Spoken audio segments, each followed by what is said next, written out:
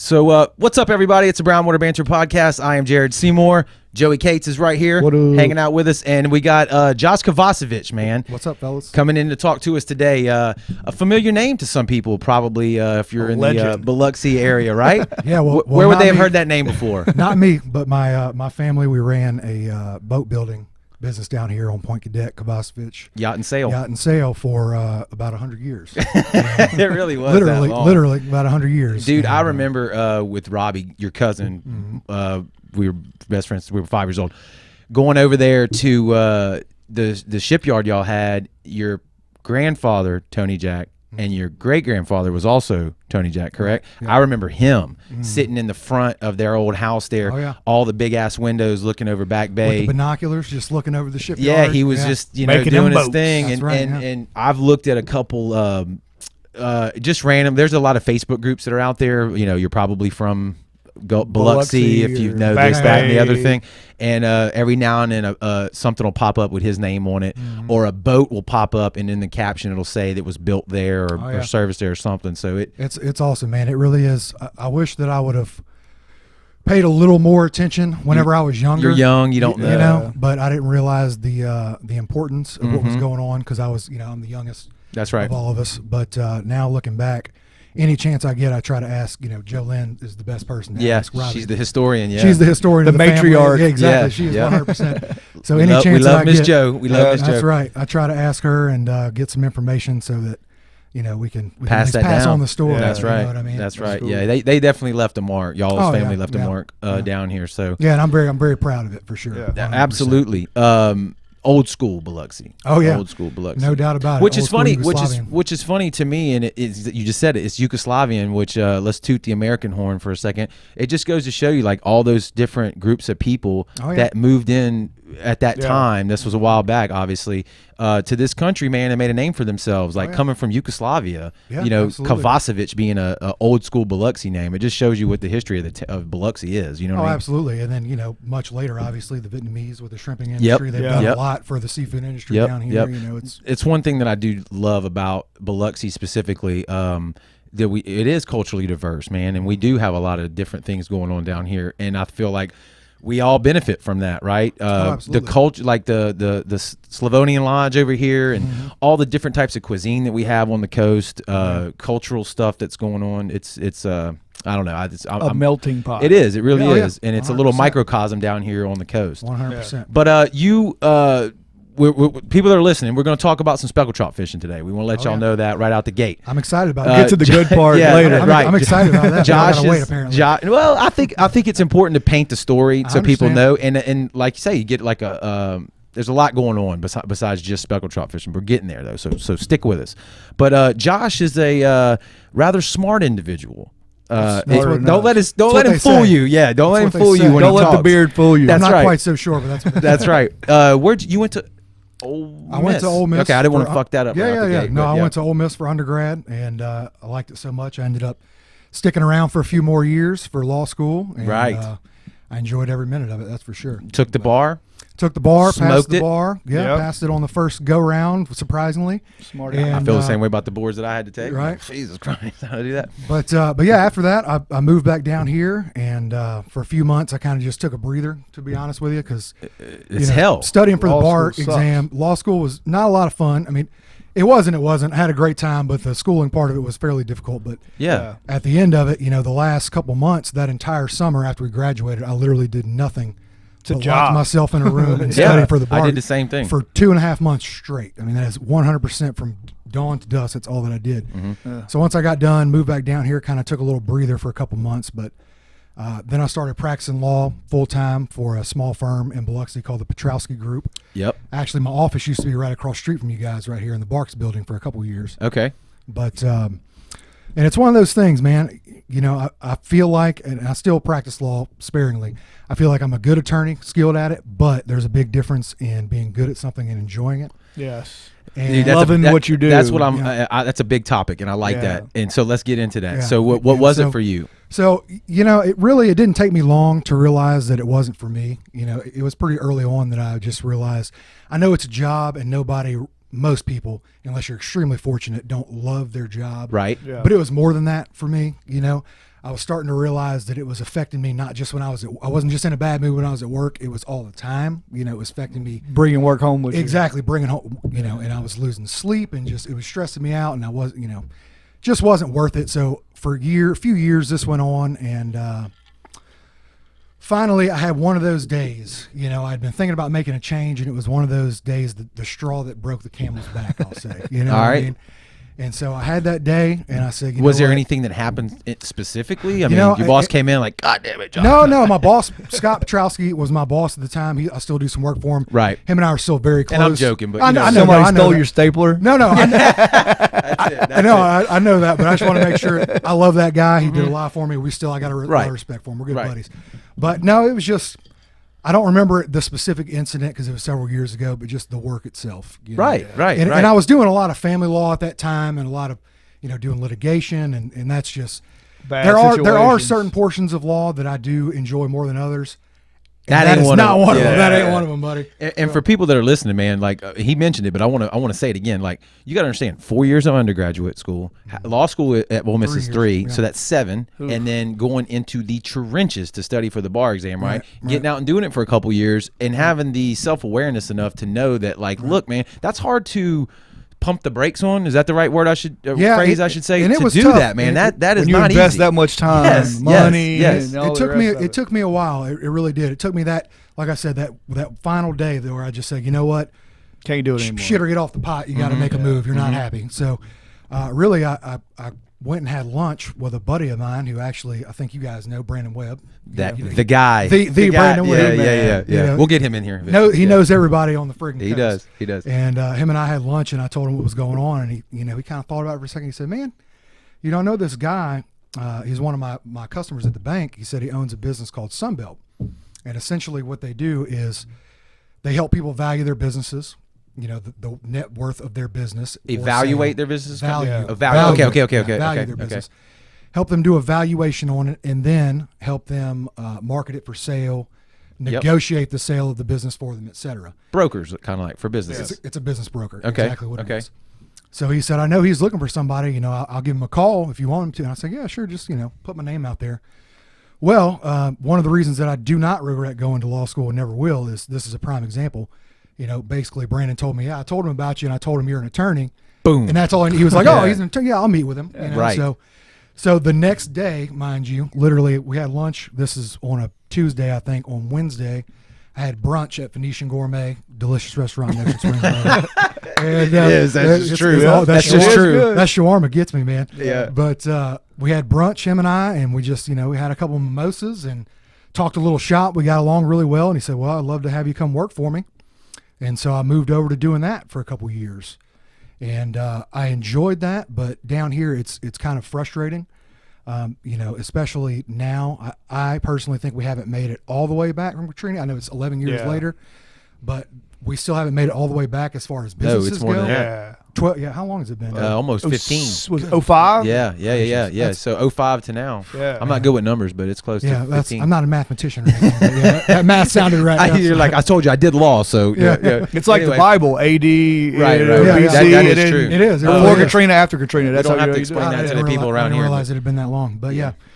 But anyway, and really the problem is down here for that type of industry is that there's a lot of people that think their businesses are worth a lot more money than they are is the first thing.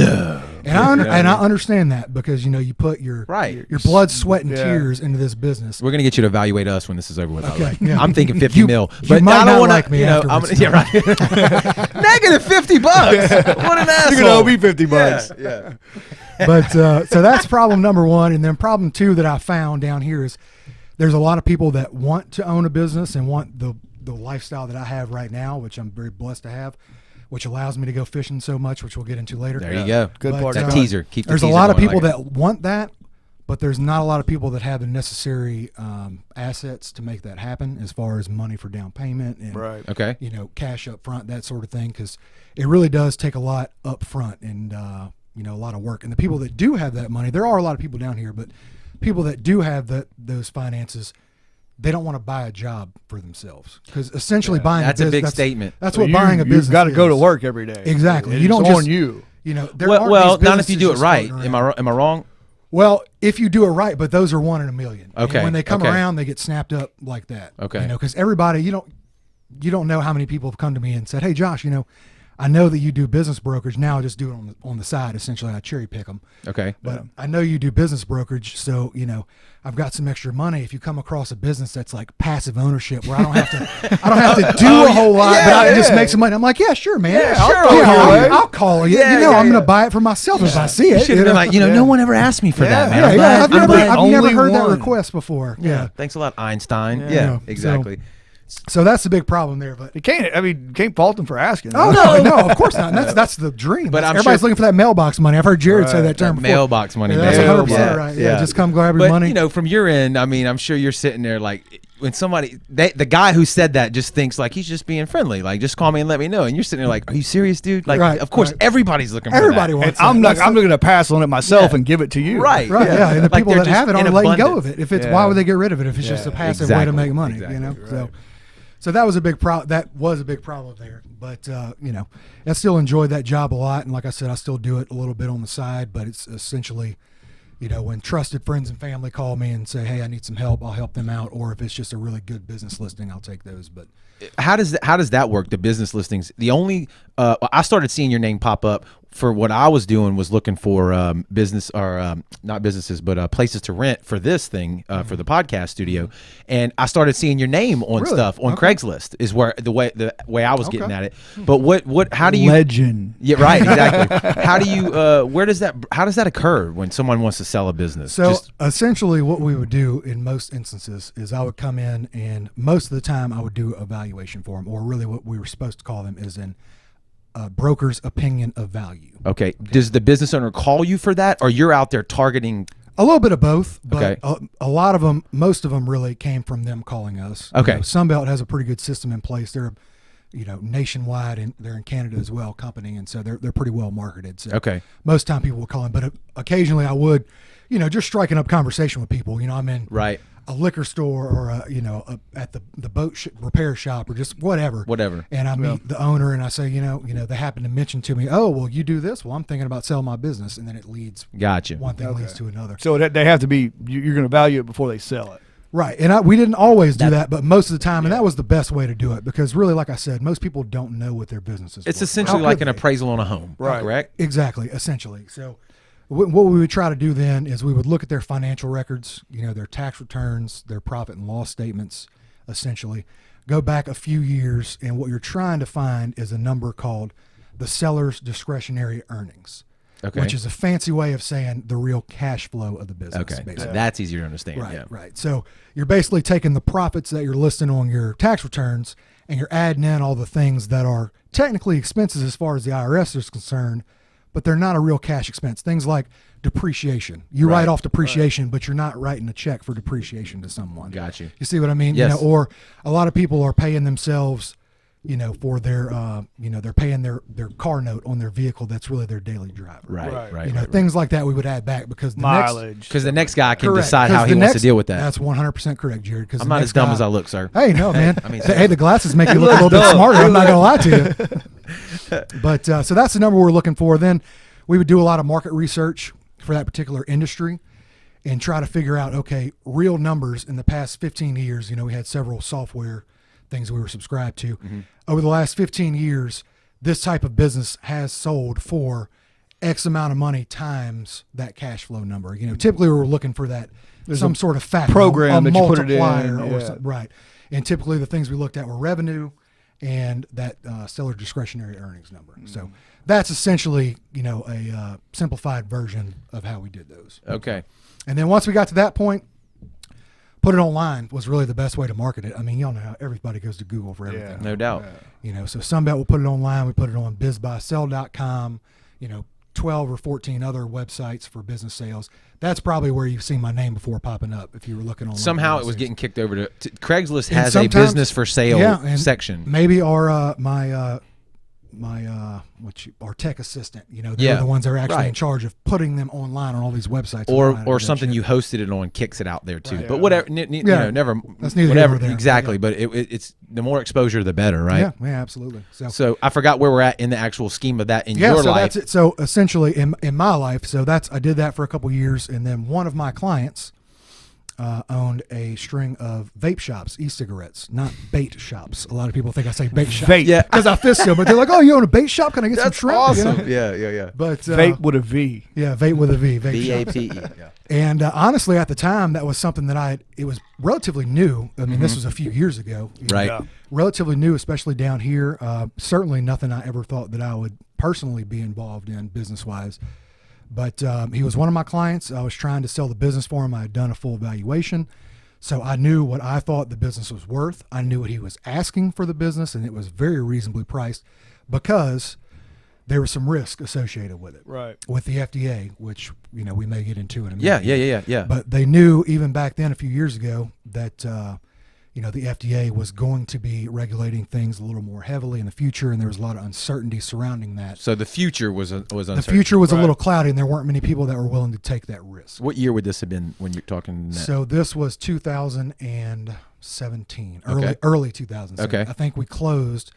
I did the closing documents myself. That's part of another reason. Another reason I won't regret going to law school. Save money there. Did it myself. I saved some money there. So we closed in April of 2017, I believe it was. Okay. When I bought it. It's only 2 years ago, but in the landscape of today, man, that's a millennia ago. Yeah, we're coming up on three years in a couple months. But yeah. But anyway, but it was all new. The vape was and it all was new. That's what he's saying. Yeah, it was only a couple years old at that point, And you look today across the Mississippi Gulf Coast, and you can't turn a corner without seeing a vape shop. That was not the case when I bought the place. I mean, there were several of them, but I'd venture to say there are. I am 100% confident there are more than twice as many vape shops as there are. Easy. No doubt. Easily today as there were when I bought the place. Easy. A little less than 3 years ago. Let me ask you about that. Is this because from the outsider's perspective, looking in on that, is that because we're in 2020 right now, January 2020. Who knows what the hell's going to happen? Right. But is that because there is a high demand at the time you're talking about? High demand, relative low regulation. Mm-hmm. Right? Yeah. And it cash flows fairly quickly, I would think. Those are all correct. Okay. New product right. too. I mean, at the time, now definitely not, because the market is oversaturated. Okay. It's oversaturated in my opinion. But at the time, there weren't many, because the shop that I bought, Smokescreen, was the first one on the Mississippi Gulf Coast. Really? I didn't know that. They opened in Gaucher on Gaucher Van Cleve Road, which we still have that shop open.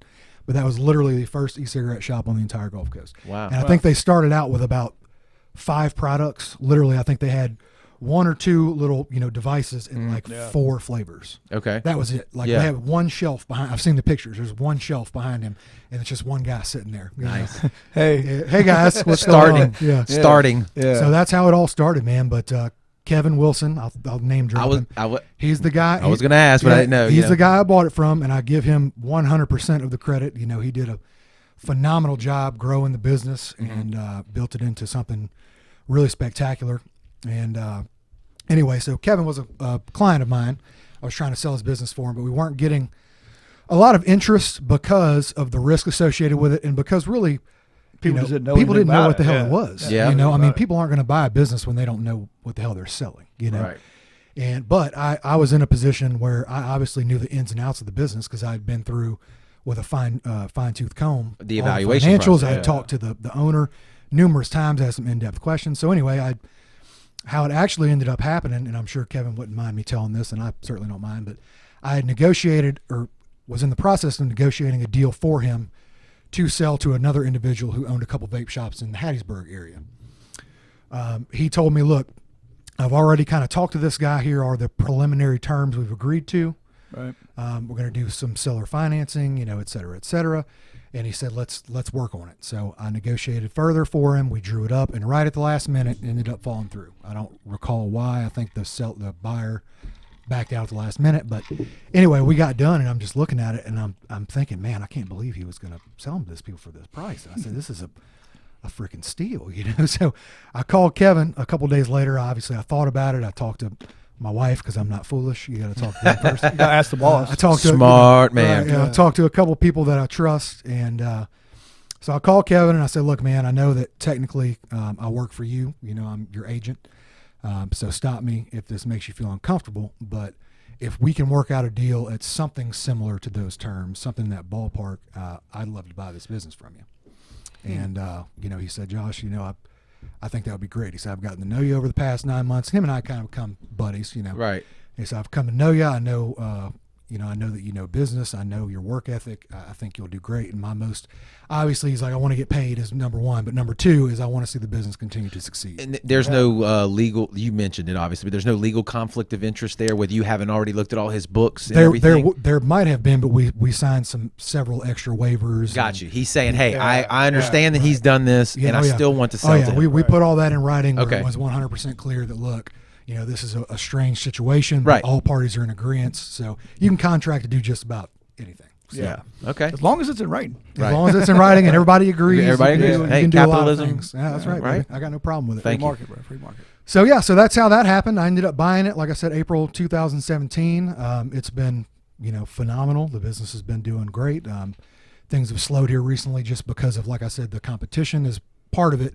Also, a lot of the negative publicity from all the lies that have been getting thrown out there about people getting killed from vaping and all this kind of explosions and stuff. All this kind of crazy stuff. Yeah. So, yeah. Well, you know, let's talk about it. Yeah, I mean, okay, again, people, we're going to get into fishing, but I think the story is important, and that's why we're doing this. That's why we're talking. I don't want to get too political on you guys because that's not me. Well, that's how many stores do you have now? How many stores do you have? I have three. Three different. I have stores one in now. Long Beach, one in Gulfport on Highway 49, and one on Goshen Van Cleve Road. All right.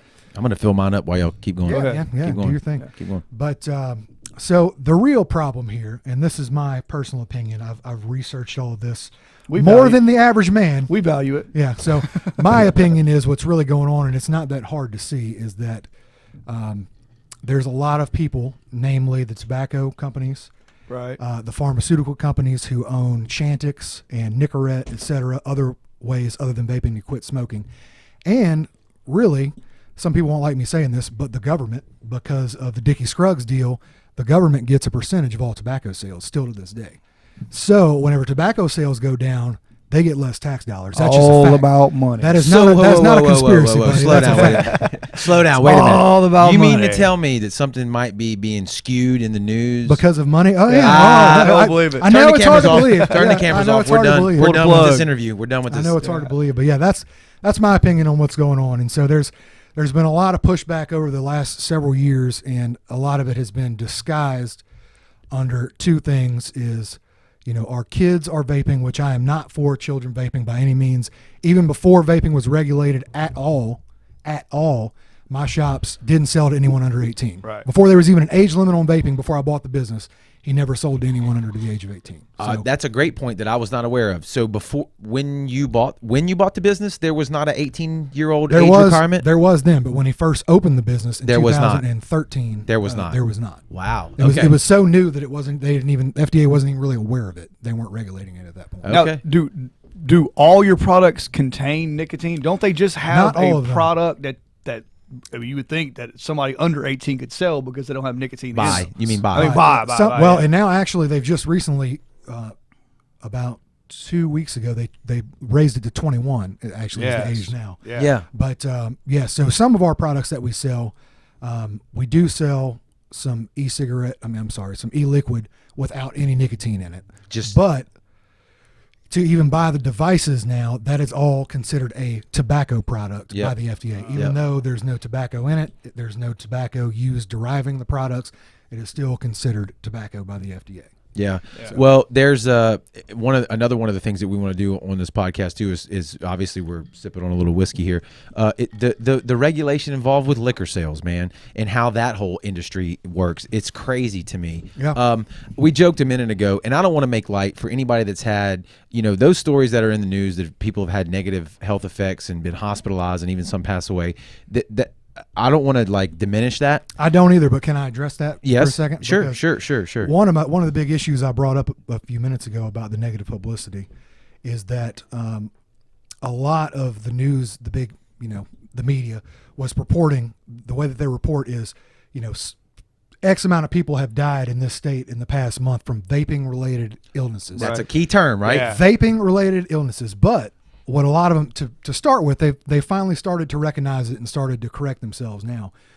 What they failed to actually say was that almost every one of those cases was from illegal THC cartridges that someone had bought. Black market stuff had bought, and then just like a drug dealer, they'd cut it. So they would buy this pre-filled pod with THC liquid in it. They would suck some of that out and refill it with something to cut it. That was not so they could make more money. Okay. And what they were refilling it with, a lot of them, was vitamin E acetate, is what it's called. I'm not a chemist. I have no idea what that is. I have heard that in the news before you just said that. Yeah, vitamin E acetate. I have no idea what that is, but that apparently, if it is put in the vapor form and put into your lungs, is extremely poisonous to humans. And that's what was killing people. And so that's not even what they've regulated. They have, they haven't regulated the THC at all. I mean, THC was already illegal. So these new regulations haven't done anything to address the actual thing that was causing the black sickness. market. The black market, products, because that's what was causing all the illnesses. But I just me, wanted to make sure we addressed that. Absolutely. To me, it felt like a knee-jerk reaction. 100%. to a problem. And like you said, I'm not ignorant to the fact that there are people who are benefiting. If vape sales go down, they benefit financially, right? And if you have, I'm not saying that's the only reason, but that's a big driving factor. It's not for me. That's not my thing. But as you just saw, I mean, we're sitting here sipping on a little whiskey, right? That's not the most healthy thing in the world either, right? If you really break it all down. But I believe that you should have the freedom to do what you want to do, as long as it doesn't affect someone else. I think that's a pretty fair-minded. I'm 100% with you, especially when you consider that, numerous studies, maybe not by the CDC, the Center for Disease Control. They haven't released their studies on it yet, but numerous studies, especially in the UK, because in the United Kingdom, they're way ahead of us as far as cancer prevention and trying to, knock out smoking, essentially. Right. They've been vaping over there for years. Their CDC is 100%, their Center for Disease Control is 100% behind vaping. They push it 100% as a safer alternative to smoking cigarettes. It's not good. Pretty much anything you do for you. No, that's what. Besides drinking water, I don't think bad for you. I don't think every vice is going to get you somehow. Right, but it's better for you than smoking traditional tobacco and cigarettes. And so that's the real, I think, thing that can't be forgotten. Is I'm not saying that this stuff is great for you or healthy. It's a vice. I mean, but it's better for you than smoking a pack of cigarettes a day, and there's no denying that. I mean, that's fact. Right. And like you mentioned, you're not for young kids doing this. Absolutely not. At all. Absolutely not. And you're not killing anybody else with you. Correct. Right. Like when you're breathing in secondhand smoke, kids in the car, blah, blah, blah, blah, blah. You know what I'm saying? Vape eliminates most of that problem. Yeah, right, exactly. And I'm right there with Jared. Is personally, on almost all things, I think the government should keep their nose out of it for the most part when it comes to individual liberties. Yeah. That's just me. Yeah, and we'll have that podcast coming up in a couple of weeks too. No shit. But you're right. Moving it from, in my opinion, from 18 to 21, I'm not a big fan of that either. I don't think I'm not a fan of it. But at the same time, it's the best result that I could have hoped for as a vape shop owner. Okay. Because what they were originally talking about was just banning all flavored e-cigarette sales altogether. Why flavored? Because that's what targets the kids? Because they think that it's targeted at the kids. But I mean, I vape nothing but flavored. I did not know that. Yeah, absolutely. Oh, okay. I didn't know you vape. Yeah, well, I did not know that. I didn't at first until I started owning the shops. And then my girl tried a product that worked for, well, of course. I mean, how can I? Whoa! Everybody knows you don't get high on your own supply. Frank told us. Was it Frank in Scarface? Well, I do. Yeah. Man, you broke the first rule. Yeah, that's right. That's all good. Anyway, so did you smoke cigarettes before that? Yeah. Oh, okay. So you did use it as a transition thing. Absolutely. Okay. Get off cigarettes. I have not literally since the day I got. My girl set me up, and I was real stressed out at the time. I had I still had some law work going on at that time when I first bought the business. I was in my truck between all the shops all over the Gulf Coast, and I would smoke cigarettes, in the truck on the way. Right. And I would come in, and my girls that work for me would say, "You smell like shit. You own everything in this store. Like, let us set you up with a vape. Yeah. Stop smoking. What are you like an ashtray? Like, what's wrong with you?" Right. Yeah. So I was like, all right, I guess I'll try it. And so I tried it, and literally since that day, I think I've had 2 or 3 cigarettes. Like when I was drunk at the bar, and every time I'm like, man, let me bum a cigarette. Out at the bar having a few drinks. And every time I take a few hits, I'm like, this tastes like shit. I don't even want this anymore. I just got lucky. Cigarettes for me, nicotine, tobacco, dipping, chew, none of it. It disagrees with me, and I can't do it. Well, that's good. It's just that's luck. Good. That was luck of the draw. Yeah. Now, bourbon, whiskey. That's a different story. Scotch by the balls. Scotch. You know what I mean? I got tequila. I've seen you in Mexico a couple times. I've been there, but I don't. But anyway, that's beside the point. Well, I was there. Back to you, Cabo Wabo. Yeah, we're going to talk about that. Yeah, Cabo. It's a beautiful place. If you haven't been, go check it out. Indeed. So lots of good fish. So if I'm correct. We caught zero. It's a fishing podcast too. We caught zero fish in cup. Anyway, well, if I'm correct, they were not banning tobacco flavored. That's correct. Everything except for menthol, tobacco flavored, and menthol flavor were the only two that they were talking about leaving. And then the vaping community, which is pretty substantial in the United States, gotta be, millions and millions of people. Millions of people that have quit smoking using this. Adults, Yeah. And they started this internet campaign called We Vote, We Vape, or We Vape, We Vote. Right. And started blowing up President Trump's Making Twitter. an issue, right? Making a voting issue. And basically what happened is Trump got scared that he would lose the election, so he backed off a little bit. So instead of banning all flavors except for tobacco and menthol, they raised it from 18 to 21. Okay, so I see from your perspective. From then my it's perspective not that, as a business owner, I still don't love it. I don't love them, adding a new regulation and telling, especially because the whole 21 age limit is ridiculous that you can go fight for your country. Yeah, war, I was going to bring that up. But you can't have a beer or smoke a cigarette if you want to. It's I weird. just don't understand that. But what do you think? How many people that come to your store are under 21 actually buy? What a very small percentage. A very small. I would say 5%. They had a girl in the news the other day that they interviewed. I believe it was in Edgewater Mall parking lot. It looked like to me, and she's I think she's 20 and turns 21 in like 6 months. But she was complaining on there that now she's in like this weird situation where she's been, and she mentioned that, I think if I remember right, that she uses vaping to not smoke cigarettes, and now she's kind of caught. Right? Yeah, she's got to get somebody else to buy it for her, which is a typical black market thing, right? Well, and if there's one thing that we found, it's that prohibition definitely works. I mean, look, absolutely works. Look at how it worked with alcohol back in the day. I mean, look at all the drugs, opioid, all the things they've banned. That's really doing a great job. So. Yeah. But so from your perspective as a business owner, it was kind of like the better of two evils or something like that for you. Correct. Yeah, for me. So you keep the flavors. You just got to be 3 years older to buy it. Right. So as a business owner, it worked out in our favor a little bit. I mean, I guess it's the best realistic thing we could have expected or hoped for, but I still don't love it. Well, for the people listening, I promise you we're going to get to Speckled Trout, and if you're still with us, I do appreciate it. I didn't know how much Josh would want to go into that whole thing or not. It's a kind of a hot topic issue, hot button issue or whatever for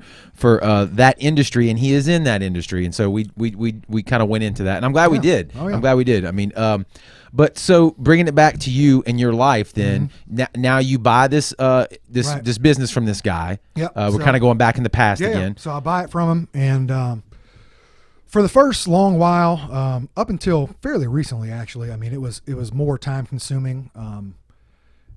Until I really got like I have now, a really good solid group of managers. That's what's allowed me. People tell me all the time, and I'm sure you've said this to me. All my buddies are like, "Man, do you ever work?" No, I wouldn't say that. A lot of people do. They're kind of halfway joking, but it's jealousy. It's jealous, and I do work, and I do work, but it also allows me a lot more free time right now. Now. Things are going very smoothly. My managers are terrific, and I owe them a ton of gratitude. Christmas bonus. Yeah, absolutely. If you're listening, they deserve it. They deserve it. Yeah.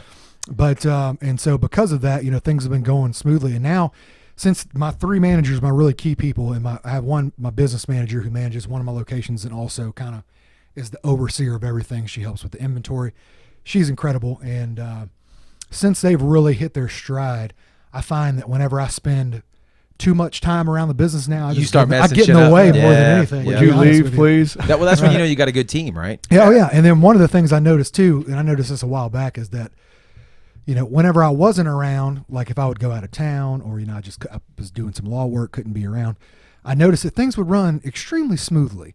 And then when I'd come around, all of a sudden there were all these problems. Yeah. Like, hey, we need your help with this. And I was like, well, what do y'all do whenever I'm not here? Oh, we just figure it out. And I'm like, okay. So why don't we just do that? When you come around, you become a crutch sometimes. Right. Well, because they want to run it through past you or whatever. Right. We can handle it in an email. Right. Yeah. And that's not always the case. But I mean, every now and then that happens. And But like I said, I got a great team, and they give me some, some freedom, and it makes me eases my mind when I decide to take off a day every now and then to go fishing. So once you jumped into this business, and you had a lot of logistical work, I'm sure that you had to figure out. You got your team in place now. Yeah, and then I actually opened a fourth store for a while, for about a year, and then I ended up shutting that one down because it just wasn't losing money, but it wasn't making me much money, and it was a big headache. So I just where are your 3 locations that you have right now? So right now I have one in Long Beach on Pineville Avenue. Okay, kind of right in the middle of Long Beach. We've got another one on Highway 49, North Highway 49, like right before you get to O'Neill Road. Yes, I know exactly what you're talking about. Okay, so I got one there in a shopping center, and then the other one is on Gaucher Van Cleve Road. The original. Yeah, the original. And they're all smoke screens? They're all smoke screens. It's about halfway between Highway 90 and I-10. Okay. Did getting into that business give you the, and I'm maybe speaking for you, the peace of mind or the fulfillment that you wanted, or something? You know what I mean? Yeah, absolutely. And I always knew, and owning this business the last few years has reaffirmed it, that I wanted to work for myself. Yeah. I mean, there's a lot of money aside, whether you're making money or not. I mean, there's a lot to be said about having freedom to being do your own boss. Being your own boss, and I mean, you try not to take advantage of it, although sometimes I'll admit I have in the past. I might have taken a couple too many days off fishing, but that'll happen. But you're the boss, man. Hey, that's right. That's right. You can sink the ship, or you can not, right? But it is incredibly. I mean, I can't explain to you guys. We talked about how I wasn't enjoying practicing law, right? And I can't explain to you guys how much happier I am. Not just when I'm at work. And my wife told me, we've been together I've been married a little over a year. We've been together for 6 years or so. And even she told me, she said, I've noticed stress levels every day, even on weekends. I mean, it was affecting me all the time. She was like, you're just a happier person now all around. Mental health is a big part of it. And that's to me, in my opinion, there is nothing more important than that, because I've done it on both sides. I'm very happy now. I've got no reason to complain. I was very unhappy with my career for a while. I've seen it on both ends of the spectrum. And from this point forward, I'm not going to do anything that makes me miserable. Dude, I mean, you just said a huge, that's a big statement. You know what I mean? And you're younger than me. How old are you? 30? I'll be 33 in a few months. Okay. I mean, to have that kind of self-awareness, man, and like I say, to go through what you went through to become an attorney, and then figure all that out and be ballsy enough to go in and make that change, dude. Change gears. If people are listening, man, that's some people have done something like that before and can relate to it, and some people never have made that journey. You got to understand what kind of pivot that was for him. And I was lucky that it's really worked out well for me, right? But it could have, but it wasn't easy. It definitely wasn't easy, but it has worked out well for me. And I feel a lot of that is hard work, and a lot of that is my skill set, if you will, whatever you want to call it. But some of that was luck, and I'm not. And you're still using what you didn't completely just. Lawyer. You still use the lawyer stuff. And I still practice law to this day. Correct. You just kind of changed how you use the skill set that you had, right? That's correct. I mean, that's awesome. And explaining to Joey when we were coming over here to do this, I was kind of telling him this kind of backstory on you, and I was like, to understand that you don't like something or whatever, however you describe it, it was not making you happy, it wasn't fulfilling you, and not chase those dollars, that carrot on the stick, and take the risk and pivot the other way. Right. That's hard to do, man, because it was tough, big mansions and big boats and stuff. There was a lot of sleepless nights. That's right, sure, buddy. because there. We all probably have been around or know or heard of somebody who's they work a shit ton to have the toys that sit in the slip, but they can't use them, right? Yeah. And they use them once a year. Yep. They got them. Oh yeah, they got them. They got them. They got that status. Symbol, and be like us, poor and happy. Hey, that's right. Hey, I'm right there with you. So that's what I've always said.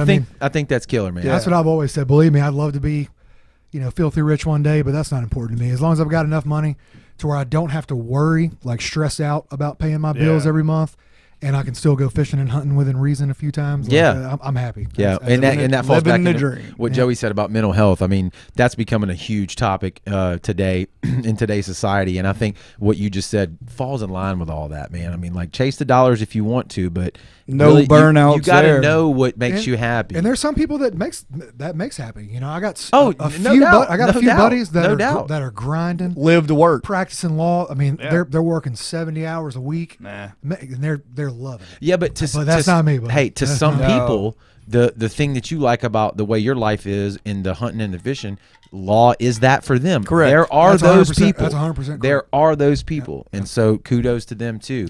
But I think that brings us around full circle now. Yeah. So let's talk about it's for people who don't know how to fish. Yeah, right? I think we're about 40 minutes in. If you stuck with us, baby, here we go. Let's dive into the speckled trout. Is that your? So that's my targeted species always. Game of choice. I love to fish for all sorts of things. Triple tail. I thought I was alone. I honestly thought, and I was kind of in denial about it. You know what I mean? That to me has always been and white trout for here. I don't know. For here, for us, it's kind of can be one and the same, right? You're going to catch them in somewhere. Well, to me, and I've kind of switched the way that I think about it. For me, I've gone from just trying to catch speckled trout to now. Really, when I said speckled trout's my favorite, big speckled trout is my favorite thing to target. Trophy trout. Trophy trout. That's what I'm looking for. Okay. For me, I've kind of transitioned into I would rather go out and spend all night wade fishing and catch 2 24-inch trout than catch 10, 15-inch Louisiana barely trout. legal. And that's just the way that I am now. And you're doing this in Mississippi. Yeah, absolutely. You know what I mean? Yeah. And somebody who's super ignorant, how do we do that? So what's the techniques that are different? So I'll tell you, man, Mississippi, we have, in my opinion, maybe the worst trout fishery of any. I mean, really, it's close. Well, if you're comparing it to Louisiana, close. right? Well, Louisiana has much Texas, more numbers Florida. than us. I mean, that's what I'm saying. Louisiana has much more numbers than us, and every other state besides Louisiana has much bigger trout than us. Like we essentially have the smallest trout in the nation, basically on average. But I mean, you look at Texas, and there's 30-inch fish is no big all deal the to time. them. Here we might get one a year. Right. Gets caught here. They're having 60, 70, 80, 90 a year. Right. It's insane. And really, a big part of the reason I know that too, and I'm going to plug this real quick, is I don't know if you guys have ever heard of this, the Speckled Truth. We just recently reached out to the guy. Yeah. Chris, right? Yeah, Chris Bush. Yeah. We're supposed to be meeting up with him at the boat show and Chris sit down with Chris is a great guy, man. I don't know Chris real well. I've met him I actually ran into him wade fishing one time here. And then another time I took him on my boat. We went out to Ship Island, did a little fishing. But sweet. A couple of my buddies, Kyle Johnson of Coastal Outfitters Charters, Coastal Waters Outfitters Charters out of Point Cadet, him and Edward Crum are a couple guys that I trout fish with a pretty good bit. I think that's his crew he's bringing with the other two guys. Show. They're the other two guys that now are doing Speckled Truth. But and that's really how I really started, because I always kind of knew, but they do this thing called the citation program there where they tag, they call it the Dirty 30 program, and they send which you is 30 inches or more. They send you stickers. That's cool. And they also do the citation, which is for, I think, 27 inches and more.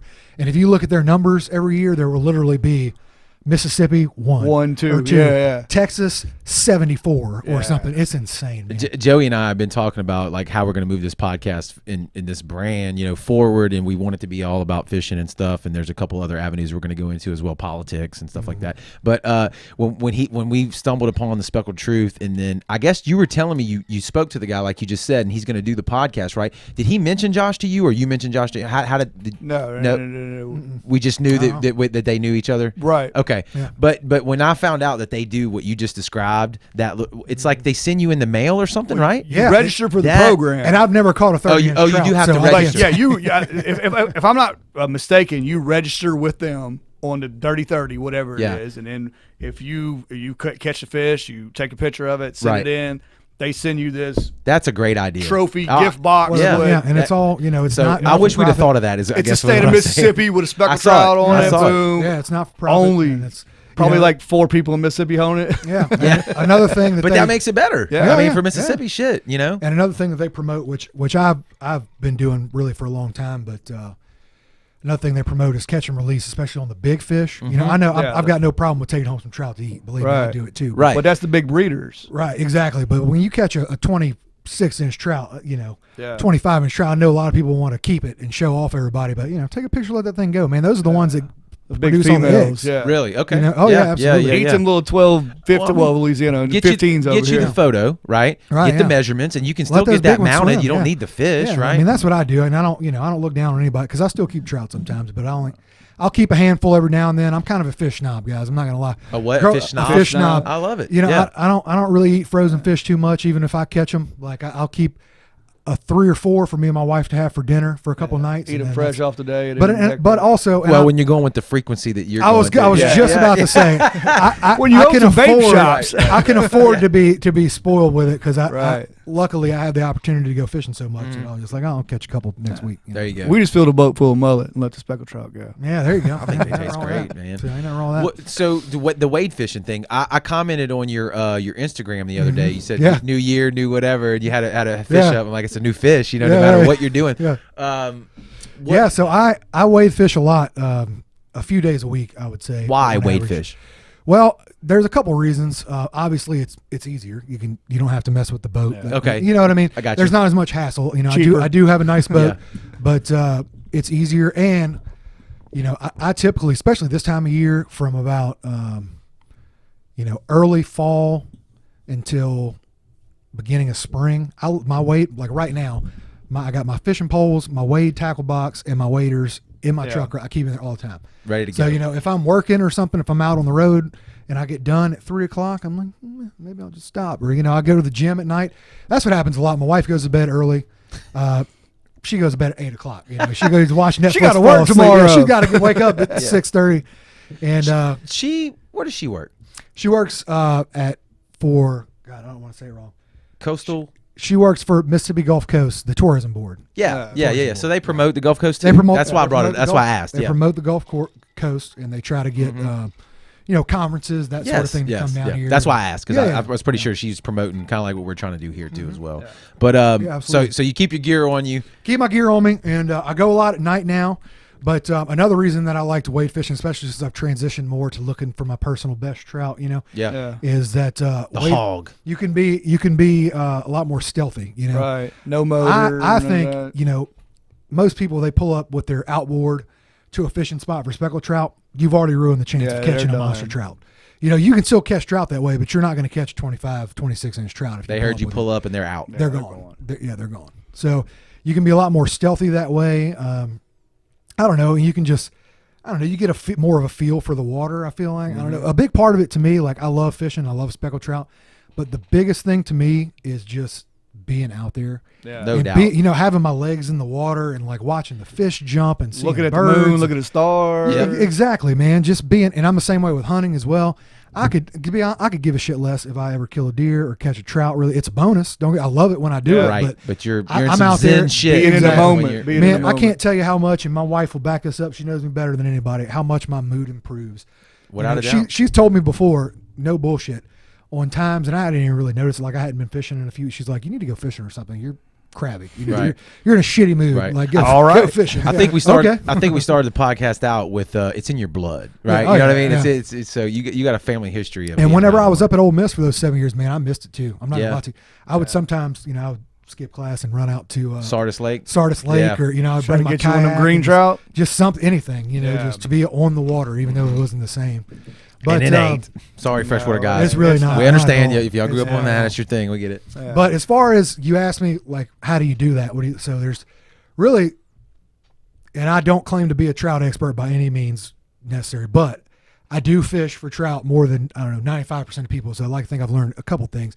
Here's my humble opinion: is here we go, guys. The main things that I'm looking for. First and foremost, I'm looking for water movement. Whether that be I've heard that. Whether that be tide, and it's not, in my opinion, it doesn't always have to be tide, but tide is the main way you get it. A lot of times wind will drive the water as well. If the tide's dead, you get to a place where the wind is right and it's pushing the water. A lot of times that'll push bait, because you got to always remember, and this goes back to a lot of my main things with trout fishing, is that two things. Trout are predators, apex predators. Number two is that they are opportunistic. And that's really, two should be number one. They're opportunistic. Right.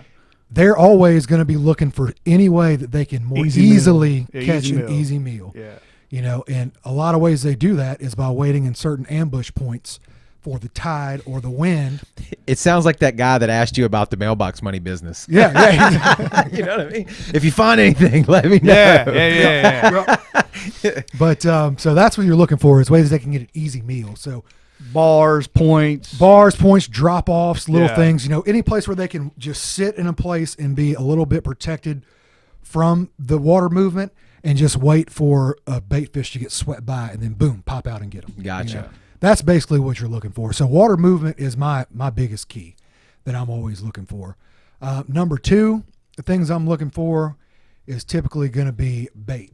You know, I mean, you can tip not always, you know, sometimes when it's really cold or, you know, for whatever reason, who knows why fish do what they do. The bait might be there, but they're not jumping or flipping.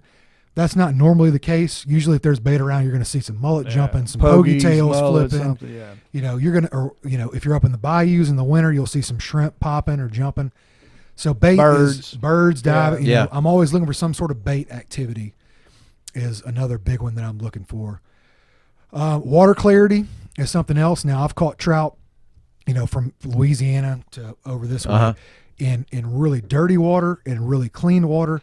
But typically I like somewhere that's kind of in the middle. A lot of people call it that trout green color, you know, like you've still got a foot or two of visibility, but the water's not crystal clear. Now you can catch trout in crystal clear water, but I like it a little bit hazier because especially looking for the bigger fish like I do now, a lot of times I'm really looking for more of a reactionary strike than I am a feeding strike sometimes. Okay.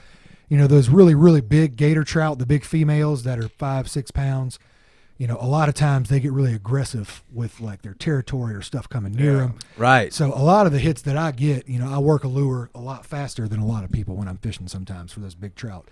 And so I personally don't, I haven't asked a trout this, but I personally think a lot of it is they just get pissed off because this thing is coming by moving really fast right in front of their face and they just out of reaction strike at it. Nice. Are you mostly artificial? I'm 100% artificial. Okay. Yeah. Now I'm not against fishing, you know, I'm doing other kind of fishing, you know, tuna or snapper fishing. Of course I use dead bait or live bait or whatever, but when it comes to trout, I mean, I do that for fun. And one of the most fun parts of that is it's like a chess game. It's like a challenge. You know, you want to see what kind of artificial they hit.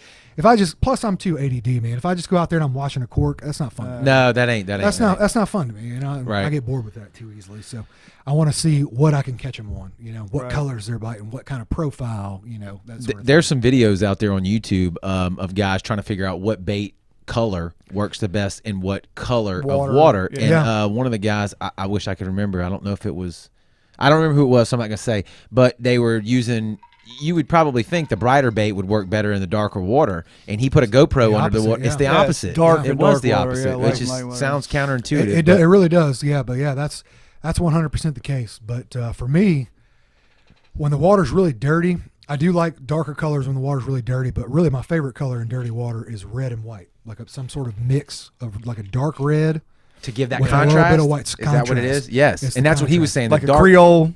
Yeah, the dark. Go ahead. And I have one of my favorite baits to fish with. It's a Paul Brown Fat Boy. The past couple years, those are money. That has been my absolute favorite trout bait, hands down, year round. A lot of people only fish them in the winter. I fish them year round, but like when the water's really murky, I like to use it's. You know, the whole body of it is just a dark red, and just the tail is white. Yeah. And then also another one of my favorites is a down south lure, the supermodel. It's called, the really long one. They have one called Strawberry Wine, I believe is the color, and it's kind of got. They wrote a song about that. Indeed, they did. That was about the down south. That was lure. about the lure. Little known fact here. You just learned. Little known fact, a little piece of trivia. She was a very avid trout fisherman. They had to spin it to make it a love song. Yeah, of course. You know how Hollywood does, but they got to sell it. But yeah, and so that's another one, especially when the water's really murky. Matter of fact, I caught a few trout in Graveline a couple weeks ago when the water was really murky on that Strawberry Wine. Let me ask you about when you're wading. Does that, like you said, it puts you in the element more, so it's more fun for you. But does that cuts out a lot of territory for you, right? Oh yeah, absolutely it does. I mean, there's only a certain places that you have access to. That's Your waders are chest deep. Yeah, you've got about 3 foot, 4 foot. It starts getting fishy. And then to be honest with you, you know, 90% of the time that I'm wade fishing, I do fish with several of my buddies that I was mentioning earlier. But most of the time I'm by myself. I don't call anybody. It's a spur of the moment thing. Right. You know, I think I'm going to hop it and go fishing. Right. And I just go. I'm by myself, and because of that, call me what you want.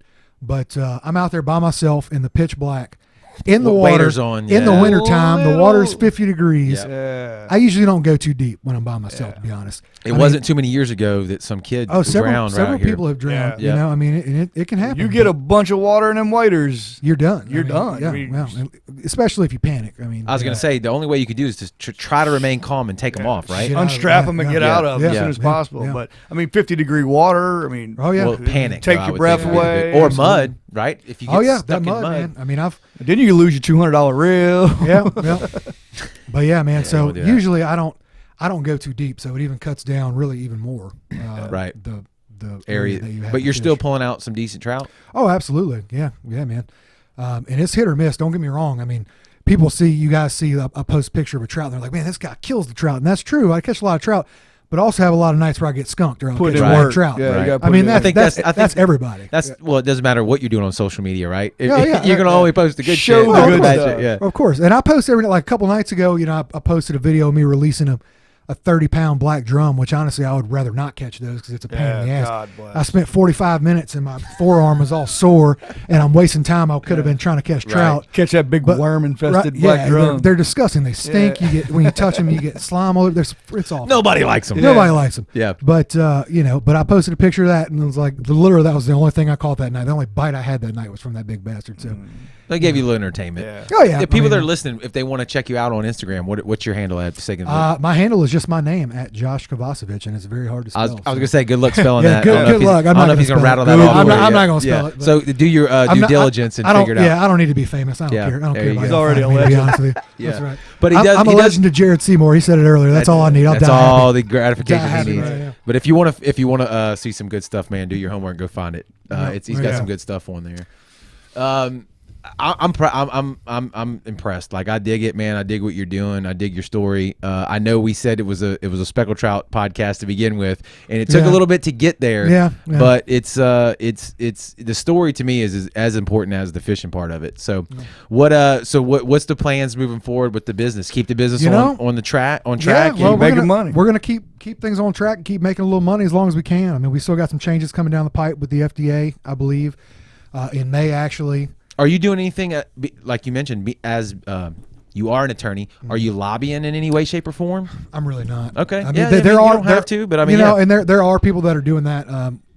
The Mississippi Vaping Association and the National Vaping Association have hired big law firms that are pushing things very, very hard. Are you a part of those associations? Yeah, okay. yeah. I didn't even know that existed, so that's good to know. Definitely. I mean, anything with a lot of people that care about something, there's going to be some interest groups. Right, They're very active. And just a quick aside, that's why lobbying is not always a bad thing. That's correct. It always depends on where you are on the issue, whether you think it's good or bad. If you hate vaping, then you think those lobbying agents are terrible. But if you're for it, that's the beauty of our government, I guess. Yeah, that's true. In one way.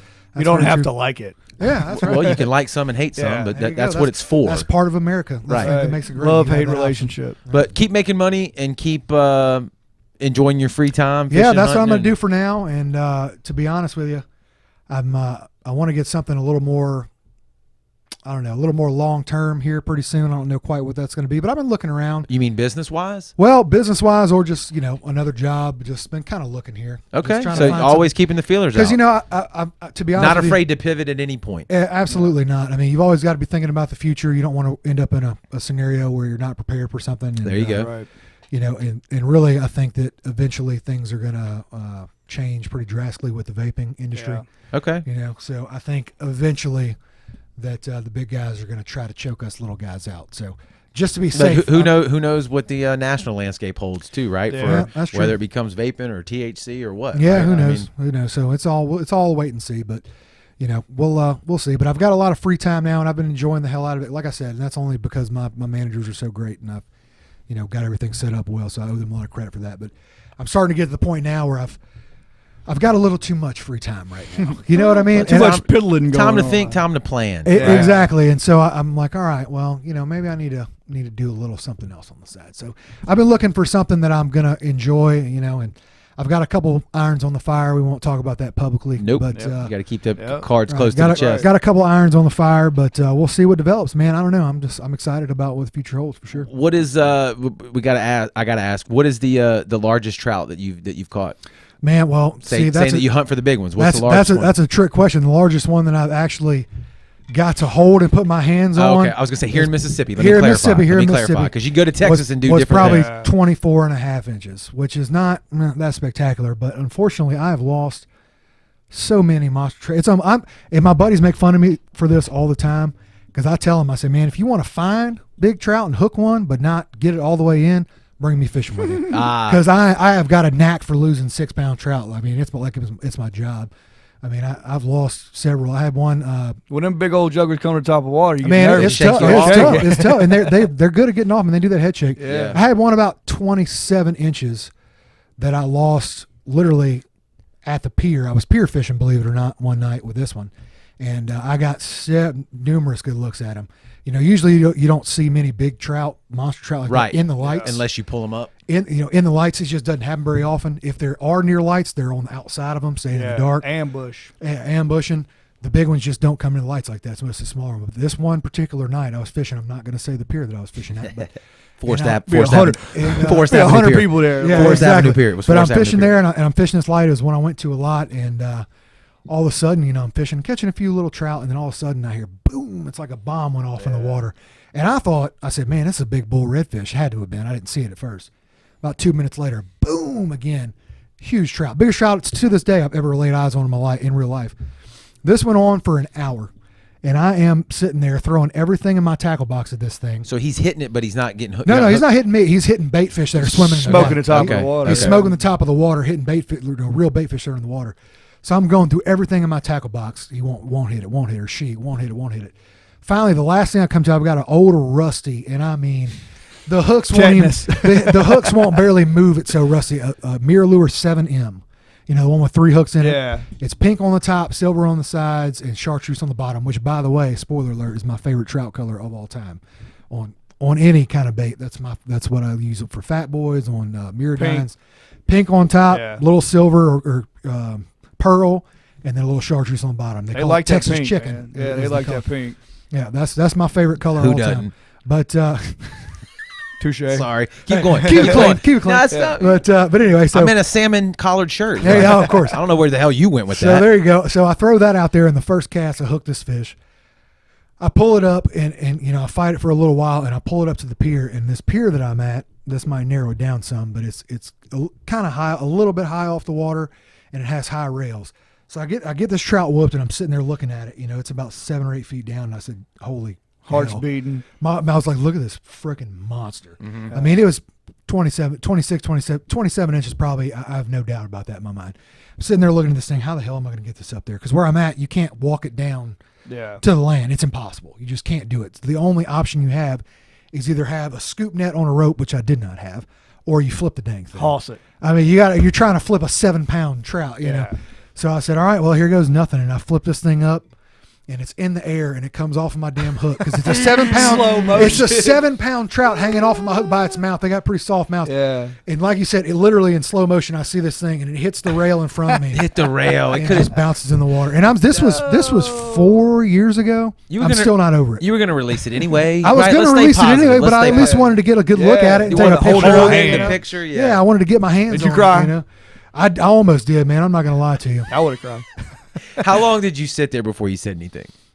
Or are you an instant? Did you just cuss and throw your pole around? I'm the instant that guy. was usually I am. I lost a 5-pounder last week out at somewhere at Horn Island, somewhere at Horn Island.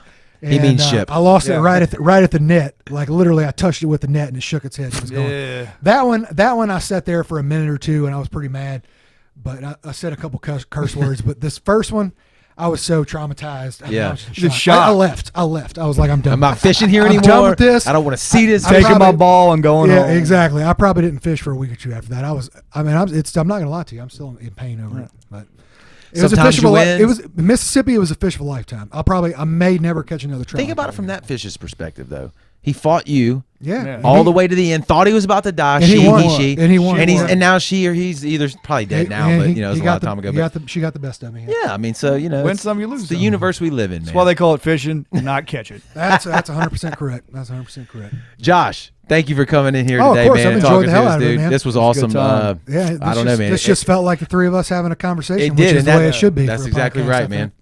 We went all over the place. I hope everybody listening. I hope y'all can keep up. Yeah. Put the arrows in later. I hope everybody enjoyed it. We went all over the place, and it was a good time. Thanks for coming out. Thanks for doing it for us. And until the next one, absolutely. Thank y'all for listening, man. Until the next one, stay tuned.